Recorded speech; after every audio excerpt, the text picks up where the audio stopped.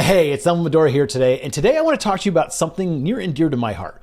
Top of feed versus top of search. Now, what's the difference between these? One is being on top of feeds like Instagram, Facebook, TikTok, YouTube, and one is being at the top of search when someone basically Googles something.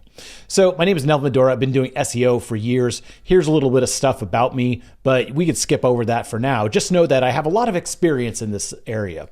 So let's talk about search optimization through the years. Now, search optimization is nothing new. In the 1980s, you would go and you would put AA at the beginning of your plumbing company, so you would show up for the number one plumber in the phone book. And then in the 1990s, the way to get on top of people's radars was getting on primetime TV ads, radio slots, magazines, newspapers, things like that. Then in the 2000s, the internet emerged. And the basic way to get to the top of early search engines, such as Alta Vista, Lycos, Yahoo, Google later, was you basically stuffed web pages with keywords. And this is when SEO really started to become a thing. Actually, this is around the time when I was really good at SEO because just most people didn't know about SEO. So it's super easy to manipulate the search engines and get right to the top of search. Then in the 2010s, the internet started to become a little bit more mature. And it was more of a game of like, what can we do that Google says to get to the top of results? So adding the right tags, adding the right keywords. And now fast forward to 2024, the SEO game is pretty hard. And then with AI generated results, it's getting even harder and it rewards the big guys and pushes out the smaller guys. So what a lot of the smaller guys are doing is going to the top of news feeds. So the big guys find it hard to get to the top of people's social media feeds because people want to follow people, not companies. But they are getting to the top of the SEO feed. So there's this interesting inflection point where if you're a smaller creator or brand or company, you can actually dominate people's social feeds a lot easier than you can their SEO feeds. Kind of interesting. So the question is, where do you want to put your effort in? Do you want to be at the top of social feeds? Do you want to be at the top of SEO feeds? Well, I actually say there's a different angle from it. So there's a lot of benefits to being on top of people's social feeds, like more and more people checking it. Content can be discovered by everyone. You have more solid targeting options. You can go viral. Content can go on multiple different platforms. So if you make content for YouTube Shorts, you could also put it on TikToks, Instagram, all sorts of stuff. The downsides of social media is that, man, it's just a lot of work. It's like this never-ending treadmill of putting out content. Not everyone wants to be on social media, right? Not everyone wants to. If you're a lawyer or dentist, maybe you don't want to be on social media doing lawyer and dentist material all day. And there's just a lot of different reasons that people don't want to be on social media all the time. So maybe SEO is better for them. Similarly, search has some real pros and cons. The search main pro is that searching can show buying intent. So if someone's typing in wedding shoes, Austin, white, they're probably looking for white wedding shoes in Austin, right? So there's a lot of these different pros for search engines, but also a lot of cons. For example, number one con, it's super competitive now. It's very, very difficult to dominate the search engines for generic keywords. And the other big part of this is that it's a zero-sum game. The first results ranking is just one person. So if you're not that person, then you're getting edged out. And as more and more content searches are being pushed down by AI results and videos and different snippets, it's getting harder and harder. So even if you're result number 7 in the organic rankings, you might not even get shown till the second or third page, which, let's be honest, no one's looking at. So in the current world, one of the ways that I suggest to do both of these things well is to bring in traffic from many different platforms.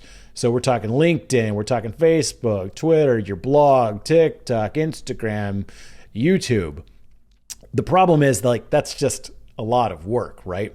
But I would say that using all of these social platforms to then divert all of your traffic into a newsletter is probably one of the best things. At least owning the connection between the customer is very good. And from here, you could potentially sell them or offer different things. For example, I offer a copywriting course membership and some other stuff. And then some people will reach out for like big projects that we do together. So this can be like the basic model that you have for your business. Now, the good thing about this is that the current world, there's also a lot of different ways to monetize all of these different platforms. For example, I sell subscriptions. I have a site called swipefile.com where I get AdSense revenue. I sell a couple of books that are cheap. I do one-on-one consulting. This is very profitable. I do YouTube ad revenue, which pays some bills, but not all of them. Do some small time affiliate revenue. Like I'll recommend like ConvertKit for emails or something, and I'll make a little bit of money if someone signs up. Occasionally do email sponsorships. And then another one, and I'd say this is big, but indirect, is advising companies. So companies will bring me on, I'll get equity, and then I'll advise the company. If there's some sort of buyout of the company, I may get a payout. So there's just different ways that you can monetize an online following. And I would say that my answer to top of feed versus top of search is that social media is like a hedge for following search results, and that you could do both of them really good. So here's top of feed, here's top of search. Is there a way that we could connect these two so it's good for us? Well, I really, really do think that you can create a nice content flywheel that helps you dominate the search feeds and the search results at the same time, making you a very happy, smiley person like this. So how do we do that? Here's the way that I've been doing it. So we've got short content, medium content, and long content. Short content is like tweet, X, a quick photo like on an Instagram story, a quote. That's short content. Medium content is like Instagram posts, like a carousel of 10 pictures plus a description. I would call that medium content. Small blog posts, pictures, graphs, quick videos, things like that. And then we have really long content. This is long blog posts, long form videos, maybe like long form podcasts, presentations like you're watching right now. That's long form content. And then basically we're going to do a flywheel where we kind of reorganize these. So we take the long form stuff and chop it into short form, and then we take the short form and make it into long form. So there's a bunch of different ways that we could do these. So as you can see, there's all these different examples of companies and strategies to take short form and turn it into long form. And I'm just going to show how I've done it for my company copywriting course and all those different things that I offer online. The first thing I'm going to do is we take social media posts and we turn them into a newsletter. So I'll take little snippets like that I typically post on Twitter X. So for example, here's a little thing I wrote about turning a blog post into social assets. Here's an ad for instant noodles. Here's a little thing I saw about slippery slopes. Here's an Oura Ring ad. And then what I do is every week I have an email that this goes to, and it gets put in here. So I have a couple different sections of this email. I have a swipe, wisdom, picture, interesting essay, and a splurge. And so it's called a swipes email. And every week I put one of these in there. So for example, this Oura Ring thing, I'll stick it in the swipe section, right? Maybe this one, I'll put it in the wisdom or interesting section or something like that. So all my social media feeds turn into a newsletter. And then that newsletter gets turned into a full newsletter that I send out to roughly 60,000 plus people. So the basic thing is you collect and create stuff on social media, you compile the newsletter, and then you schedule and send that, right? The other way that I break up a lot of my content into small posts is I have this big backlog of blog posts. And over the years, the SEO traffic has gone down to them, but that doesn't mean that the blog posts are bad. It just means that it's just harder and harder to compete with the SEO of other companies, and then also like the content getting pushed out by AI results. So what I do is I pillage those old blog posts and steal all the stuff for them for social media. So for example, I have this Google Keep plus Google Docs post for copywriters. Now, in this blog post, there's actually 1, 2, 3 really good images that I can use. And so what I do is I take those and turn them into LinkedIn posts, Facebook posts, Twitter posts, etc. So I'm basically pillaging all of my own content, all of my own images for these and turning it into social media posts. So now I have this blog post that is kind of at the top of the search, but then I'm also say top of the feed with the information from that blog post, right? You see, so the point of this is top of search versus top of feed. Why not both? So of course, this is how it goes again, tweet or X, you turn like a little tweet, and then my response to that tweet, I turn it into a piece of newsletter, which then goes into the newsletter, which then can be turned into a blog. And so as you can see, these short form things turn into long form things, the long form things turn into short form things. The other thing is, I've been pretty surprised how long form videos really translate well to short form videos. So if I do a long form video with my friend Nick Gray over here, this is an hour and 20 something video, but I can cut it up into maybe 20 to 30 different clips, 1 minute, 45-second clip, 39-second clip, and I could post it on Facebook, I post it on Instagram, X, YouTube, TikTok, et cetera, et cetera, et cetera. So with this long form post, I'm putting it in a blog post. I'm putting all these clips inside of it. So hopefully if someone searches for Nick Gray making friends, they find the copywriting course post. So I'm top of SEO over here. And then if they see these clips all over all the socials, then hopefully I am also top of feed. So like I said, we're dominating SEO and the feed, hopefully. So the answer to this is, what if we're just everywhere, right? Now, this does sound really hard, but I will say that I was looking at the tool stack that we use to do this. And to be honest, it's not that crazy. It's really not as crazy as you think. This is all we used. So for images and resizing things for different social platforms, we often just use Canva. In fact, I'm recording this right now on Canva.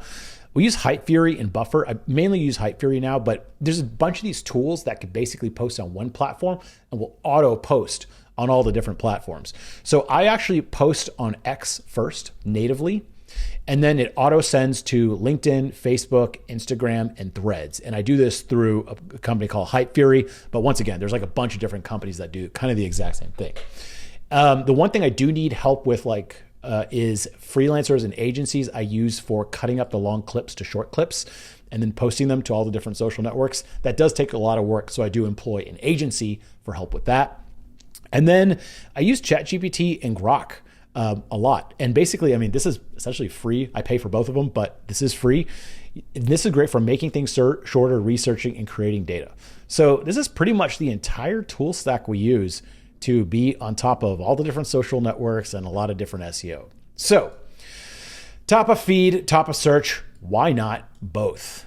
I think that's the answer to this. So a lot of people will ask, well, which one's better? I'm like, well, if you're doing content for top of feed, you can turn that into content for being top of search. And if you're doing one for top of search, you can also do it for top of feed. So the answer is both.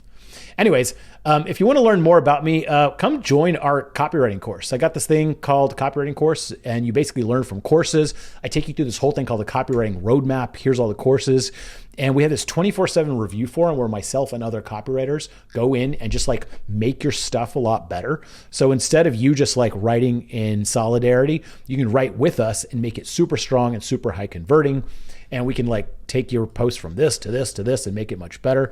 We also have these live office hours where every Thursday we get on a call and we talk directly to you and answer your questions live. And it's best when I write with you, discuss with you, rather than looking at your stuff and giving you feedback. It's best if we're on the call together. So come see my smiling face.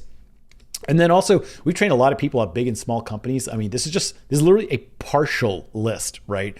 And there's already too many to put on this slide. So we've done a lot. We get tons of crazy different results from people updating their emails, their home pages, their web pages, strategy, SEO, all sorts of different things. So if you want to follow along and you like this video, follow me at copywritingcourse.com. The least you can do is join our newsletter. It's super easy. You could also do a one-on-one project with us, and you could also click to join the copywriting course, which is copywritingcourse.com/join. You'd follow along on all these socials. Anyways, my name is Neville Medora. I hope you enjoyed this quick little presentation about top of feed versus top of search and learned that the answer is both. I will talk to you later. Bye. Hey, it's Neville here, and let me tell you something about making all this content. It costs time and money and effort to make all of these things, and we put them out for free. For example, to film this costs money. To edit this costs money. To spend the time uploading it to all the different social networks costs time and human capital and money and software and all kinds of stuff. And all I ask for you in return is to just like, subscribe, and comment to something. This is a free way that you can return to me. You never have to buy anything from me ever, but I really do ask that you just click the like button. It's free for you. Or maybe even leave a comment or maybe share it with someone. These are all ways that really, really help me out, but cost you nothing. And it's a great way to return the favor. So if you like whatever I do over here, just make sure to like, subscribe, comment on all the different platforms. And that means the world to me. Thank you so much. I hope to keep informing you, educating, and entertaining. Talk to you later.